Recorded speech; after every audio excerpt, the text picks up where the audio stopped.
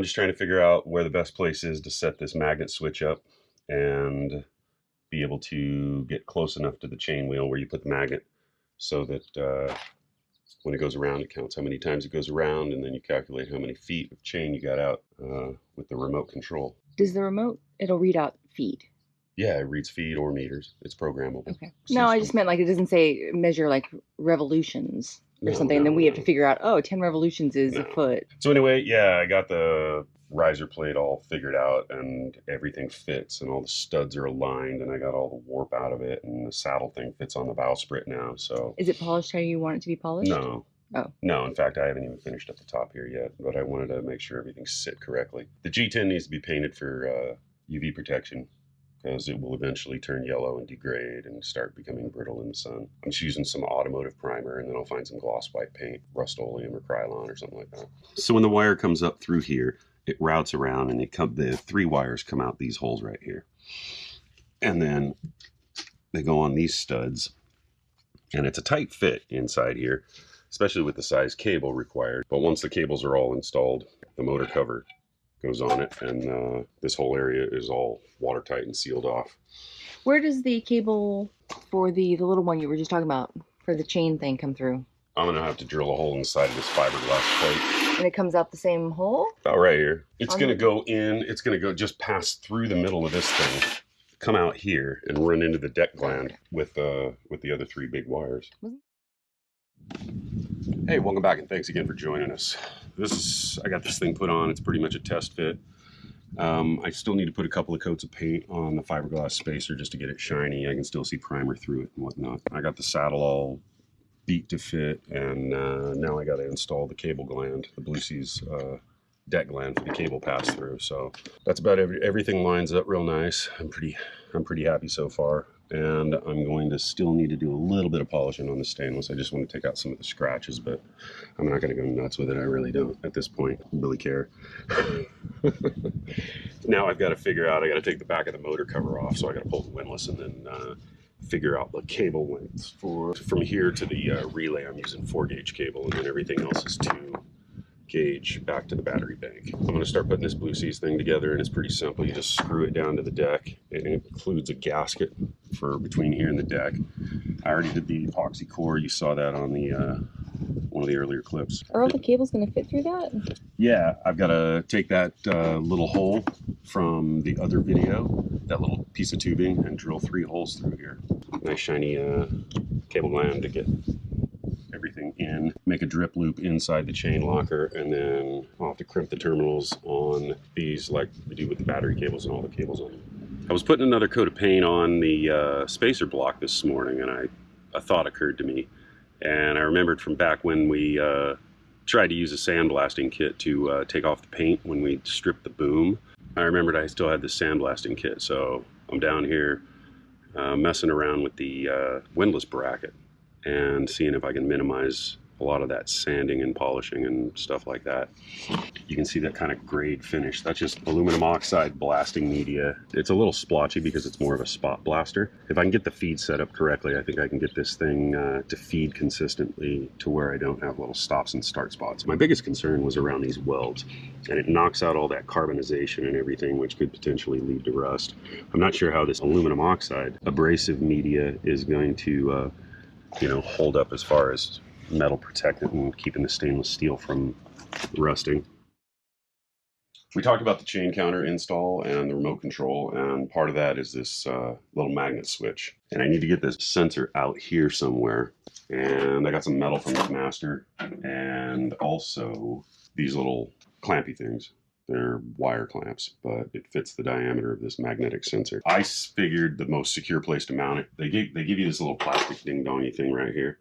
Magnet's supposed to go up in there, and that's supposed to screw down to your deck, but that doesn't work with a bowsprit and mounted windlass like we got. What I'm going to do is cut a piece of stainless to fit on this chain stripper, and I'm going to use that as a hard point to make like a little bendy L bracket out of stainless and somehow have this thing sitting right where it's supposed to be right there. And then I got to drill the hole in the gypsy and epoxy the magnet into the gypsy. So once I figure out where I'm going to mount it, I'm pretty committed. I started looking at this. I was going to mount it up close and do the hole on the inside even though the instructions say to drill it on the outside of the chain path on horizontal windlasses. I didn't like the idea of it being sticking out here and out beyond the chain. I'd rather have it hugged in tight, but I was looking, and these two levels are different levels. Mm-hmm. What that would do in the calculation of how many rotations equals 1 foot, that would have screwed this up. So basically, it's just good to follow the instructions. Yeah, that too.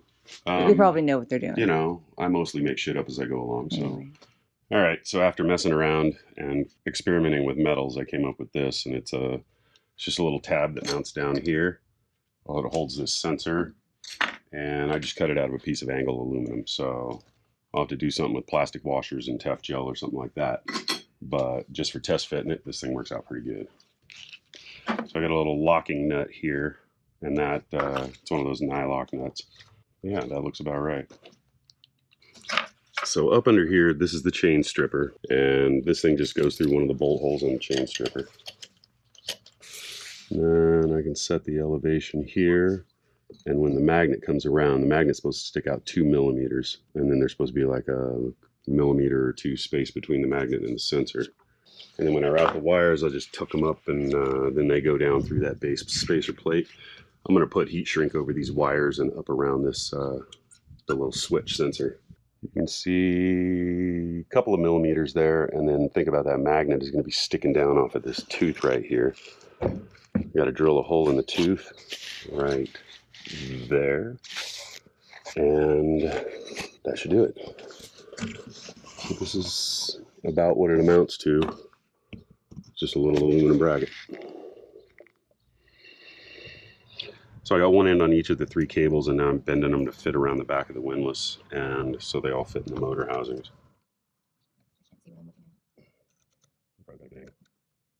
So I'll tighten these things down, then I'm going to have to fish the wire down as I set the windlass in place after I get the thing butyl taped and get the motor housing on, because the Samson posts don't allow to put the back cover on and off. Lots of issues hanging a windlass on a bowsprit boat. I got the 4 holes drilled through here. 3 motor wires and the sensor wire for the chain counter.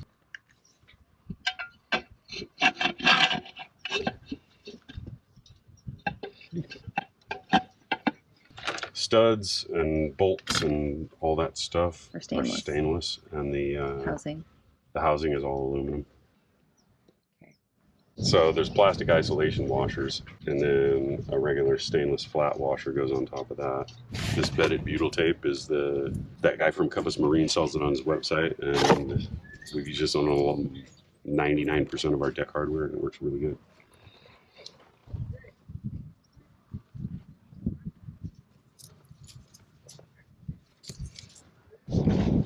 All right, butyl inlets.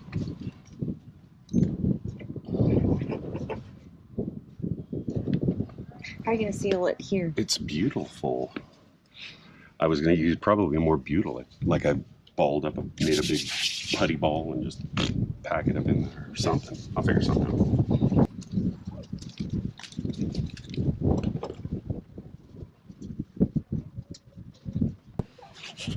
Okay.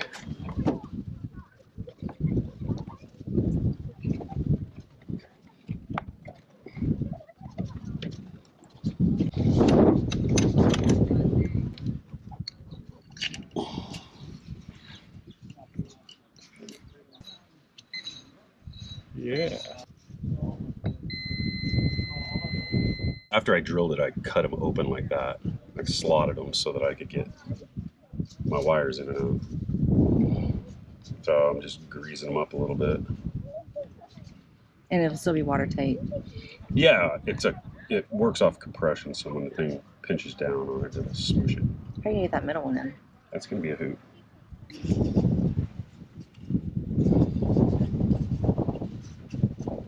That one goes in a little hole in the middle.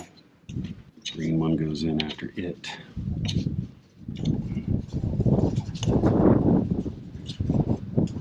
This one is in the middle and the rear. This one is off to the back. Okay. He's gay.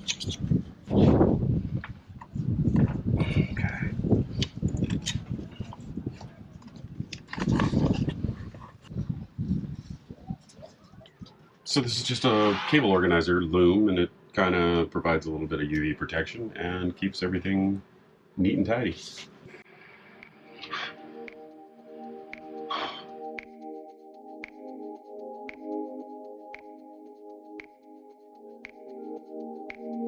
So we're inside the chain locker now, and the wires come through the hole, the watertight deck gland, and I got to get them landed over here to the solenoid switch. And I got a couple of fuses to install, one for the foot pedals that's independently fused with a 5 amp, and also the remote control box with the wireless remote that also needs a 5 amp fuse, and those all come off the battery lead right here. The hot coming from the circuit breaker to the windlass. So anyway, oh yeah, don't lose that washer.